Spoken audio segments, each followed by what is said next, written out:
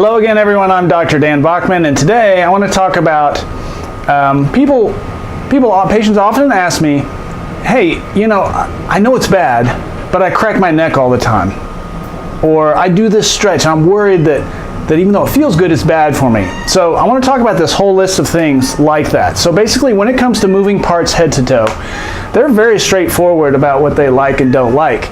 Meaning, if you do something to your body, whether it's a stretch, or you stretch and you hear a crack, or you do an exercise, or you do some self-massage, or any of these things you may come up with, you do it and you feel better afterwards, it was good for you, full stop. Meaning, there's zero risk that something that feels good to you during and after is secretly bad for you in some way, especially if that's becoming a trend over time.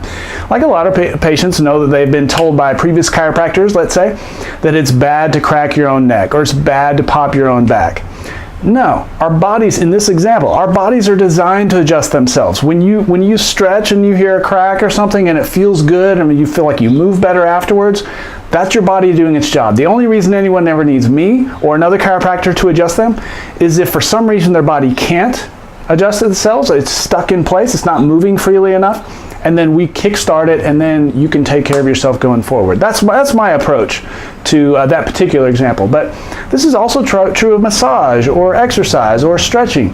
If you're on a new stretching regimen, or you're a runner, you started running, but you're worried it's bad for your knees, for example, which is a complete fallacy. In this example, for example, there was a study done and they looked at 3 groups of runners: regular runners, occasional runners, and non-runners. And they looked at their knees over time, and you want to guess who had the most arthritis in their knees? It was the occasional runners, not the non-runners or the regular runners. Now, the reason I think that's the case is because the regular runners, their body, including their knees, is used to that activity. It's getting that work regularly. It's adapted to that amount of work. It's very safe. There's less wear and tear, less potential for injury. The non-runners are not getting the impact at all, so there's no extra effect of that. The occasional runners, let's say you run once a month.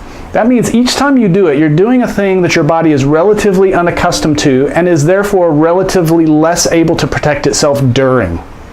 So the cartilage in your knees isn't used to regular pounding for a couple of miles, let's say. Which is why, in this example, it's important to, any new thing you're doing, start super easy and gradually increase intensity as all your parts approve of that thing by not hurting a ton after.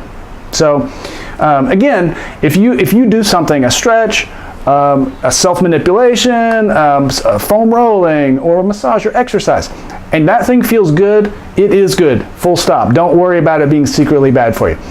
And again, anyway, I hope that's been helpful for you guys. As always, love to hear your questions so I can answer them with a personal video answer on here as well. Subscribe below, and we'll see you next time.